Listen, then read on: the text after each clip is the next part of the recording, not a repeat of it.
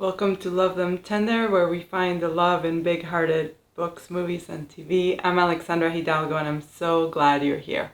Office Romance, a romantic comedy starring Jennifer Lopez and Brett Goldstein, just came out on Netflix this Friday. And Rotten Tomatoes isn't very happy with it, but I thought it was so much fun. And I thought they got something very important right. That's one of the hardest things to make work in a romantic comedy, which is that they had the obstacles between our two people who are clearly perfect for each other, because if we're gonna root for our lovers in a romantic comedy, they must have the ability to spend their lives happily together, which means they have to be soulmates. These soulmates had some very realistic and unsurmountable conflicts to overcome as they made their way to each other, as lovers in a romantic comedy always do. So, Rotten Tomatoes, I don't know what your problem is, because I would say this was a really, really funny and delightful film, but it also worked because the things that keep these two incredible people apart would keep people apart in real life. It didn't feel artificial.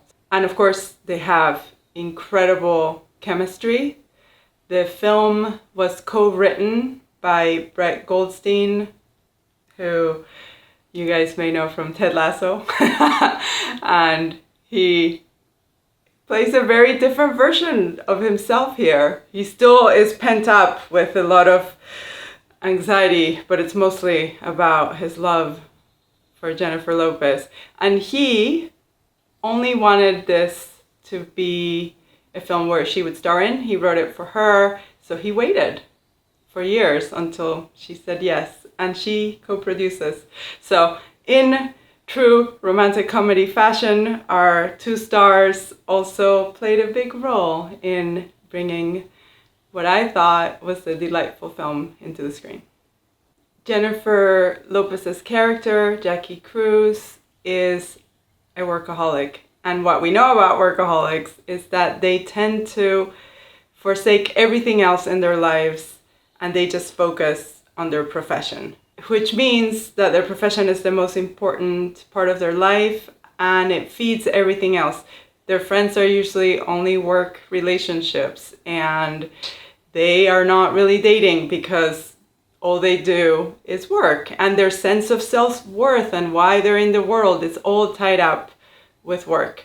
And that is 100% the case for Jackie, which means that if being with Daniel means that she might lose her job, it's a huge conflict for her, because she wouldn't just be losing her job, she'd basically be losing her whole life. If you add to that her job is to be the CEO of Cruz Airlines, which was founded by her father and to which she has dedicated her life since she was a child, Jackie's life goes up in flames completely if she decides to be with Daniel. Why would dating Daniel completely blow up her work life? Because her own company has a very, very strict no romance policy between employees. 0. And it's enforced by none other than George, played by Tony Hale of Arrested Development fame and delight. And he's very serious about it. And if she dates him as the CEO, she's not just breaking their policy, she's also clearly breaking the power dynamics of her company.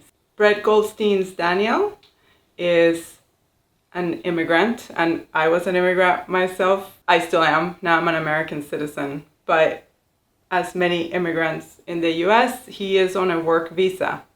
And what that means is that as long as he's working for his particular employer, he can stay here. For the moment that he no longer works for that employer, his work visa is no longer valid and he has to move his whole life back to England, which is a very significant hurdle to overcome. And to make matters worse, the reason he's here is because he needs to be close to his sister who is in jail. And if he leaves, he won't be able to be there in her life. And it would be devastating because he loves her and she's a great character. It would be devastating for us too. So he finds himself in this very complicated situation where he has met what feels like the love of his life. But if they break that no relationship policy, he may just end up having to go back to England and leave his sister behind. And that gives him a very believable but also upright reason to want to stay. This is a good man. Jackie's a good woman. They would be so good together. But the cost of falling in love and acting on it is exceedingly high. Relationships between fathers and their daughters can be one of the most formative ones in our lives. If on top of that, you have bonded over your profession and you have grown up idolizing your father, oof, those are some really, really, really heavy bonds. And I mean it as they're hard to break, but also they can bring you down because you're forever trying to live up to this person, impress them. And in Jackie's case, she has such a father and he was a war hero and he's just this amazing person that everybody respects, and he founded this airline and he taught her how to fly and she would fly on his lap since she was a little girl. These two have a very, very complex and layered relationship. He's in theory still on the board of Cruz Airlines to make sure that the respect that they feel for him trickles down to her. However, when he's there, he does things like call her gordita, which my mom calls me. And it is a term of endearment for one's child. However, it also means little fat one. And it's not just that it's making people think about your body, it's also something that you tend to use towards younger people.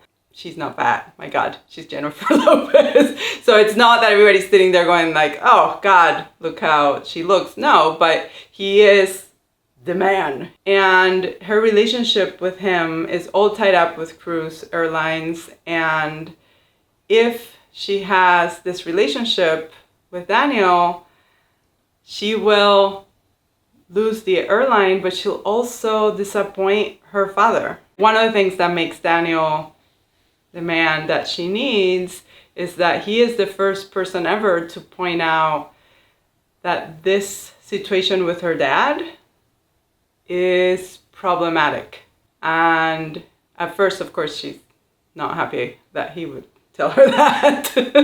But eventually it sets in, and the love of your life should be able to point out the things you're doing well and the things you're not, but they should also tell you when you are in an unfair situation, even if you don't want to hear it, even if it is your dad who's putting you in that situation. It's a wonderful moment of growth for both of them and for their love, and it of course shows us that yes, he is the man that she needs to be with. But risking her relationship with her dad, played by Edward James Olmos, is a very intrinsic and realistic conflict for this character. Our relationships with our siblings are some of the most foundational ones in our lives, literally, right? They're in our lives since we're little. We discover the world with them. We figure out who we are alongside them. We define ourselves in opposition to them. It's a huge, very important relationship. And in the case of Daniel, his sister Lizzy, played by Jodie Whittaker, who just steals every scene she's in. She's so fun and bawdy and powerful and off kilter. Is a really complicated relationship because they basically raised themselves, but she's also deeply mentally ill. So mentally ill, in fact, that she is in prison because she chopped a man's head off with a machete.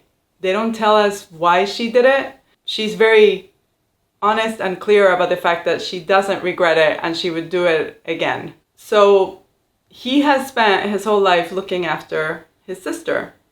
The parents were out of the picture. He has always been the responsible one, which explains why he might be a little bit uptight, because he's had this huge responsibility from way before anybody should have it. And she is weirdly delightful in her own way. And I always think of the relationship that Laura Linney has with her brother in Love Actually. She dedicates her whole life to him. She is also living abroad to be with him.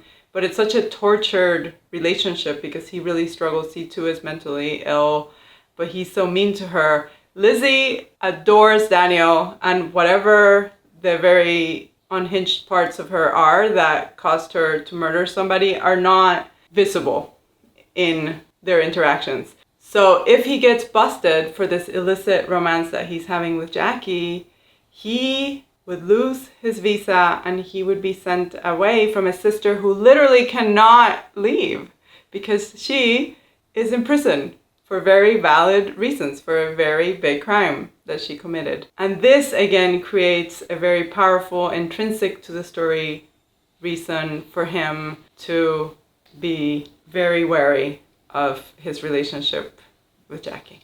One of the cliches, but also realities about dating later in life is that we often come with baggage. And that baggage complicates the poor new relationship before it even starts. And of course, the baggage is both ways. And in Jackie's case, her baggage is substantial because she was married and her husband decided to sleep with his secretary.